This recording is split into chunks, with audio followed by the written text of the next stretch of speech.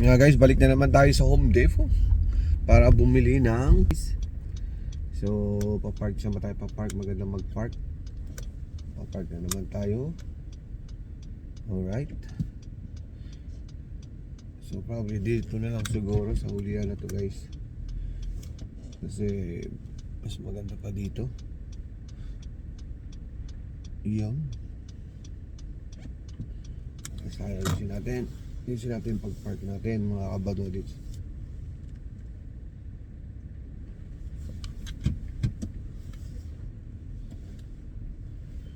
Yun guys, nandito na naman tayo sa Home Depot para bumili ng pang-patch pang-patch natin sa drywall. Hindi pa tayo tapos.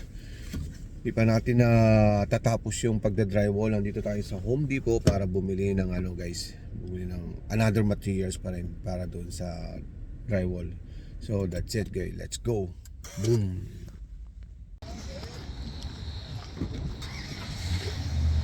Lakad-lakad muna tayo.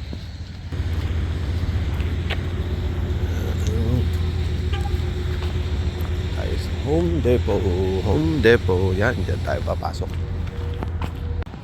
Yun, ito ang bibili natin. So, ilan na lang, adjust controller, yan na lang natitira. So, bibili na natin yan mamaya. Pero, puntahan po natin yung muna, yung pan-topping na sinasabi nila. Ito yata yung pang wow, 28. So ito $26 to. Yun ang presyo niyan.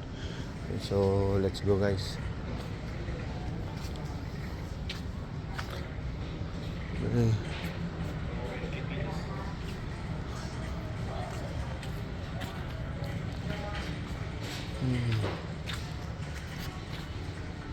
Oh, ito yata yun.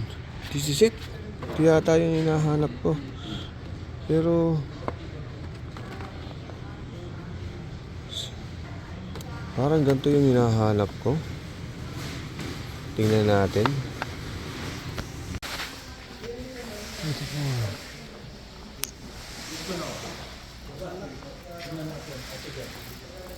Morning.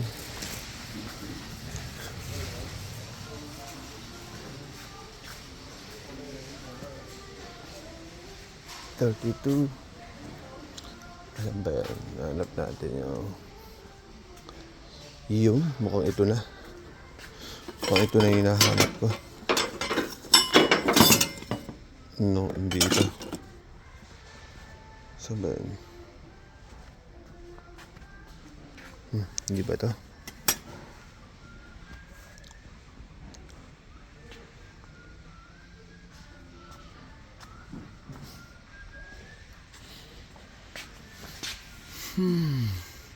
Saan ba dito? Mukhang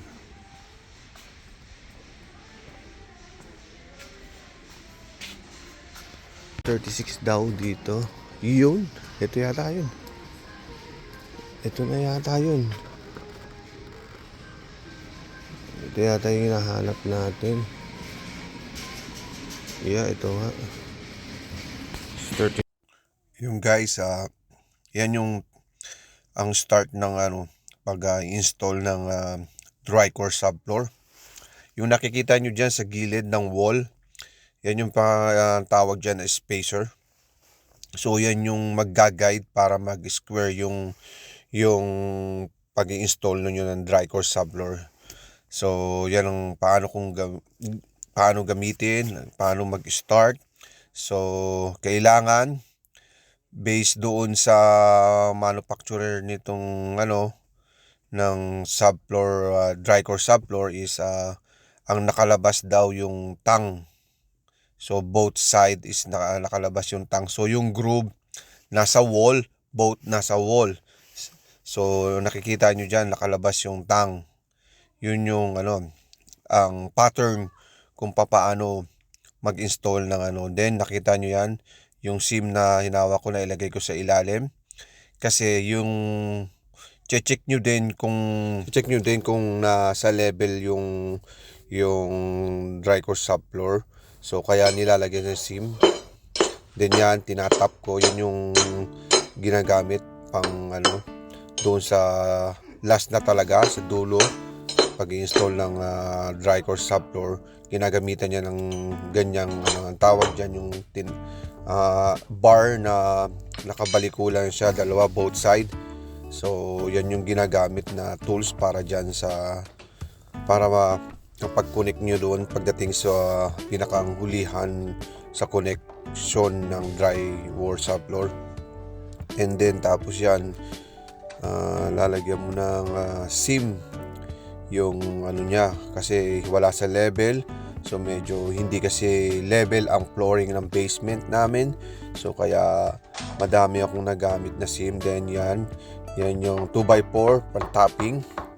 So yan ang ginagamit pang push para mapantay yung subfloor, kasi para hindi masira. Kung dahan-dahan lang ang hataw, kasi para hindi masira yung tanging groove sa sa subfloor mo, kasi pag nasira yan wala nang kakapitan yung yung connection niyan. So that's it.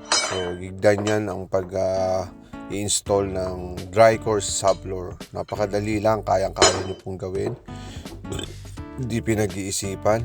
And then ang isa pa guys, pagdating sa dulo, kailangan yung last mo sa subfloor sa dulo, kailangan siya hatiin mo siya, para kasi ang pag-i-install nito hindi pwede pantay-pantay yung line niya. Kailangan stagger siya para wala siyang movement na masyado. So kasi kung pantay-pantay siya, gagalaw talaga yan. So kung stagger ang nyo, yung pinakang alignment nyo doon sa subfloor, hindi siya basta-basta mag-move basta. So hindi siya gagalaw na malaki, kapag ninaano nyo yan, nakikita nyo yan, kinakabit ko ngayon, di ba? So yun nga guys,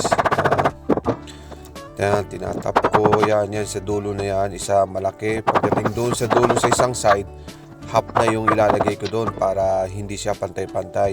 Ang tawag doon ay stagger. So yun lang po, ganun lang. Panoorin na lang ninyo yung paano kong gawin. Okay.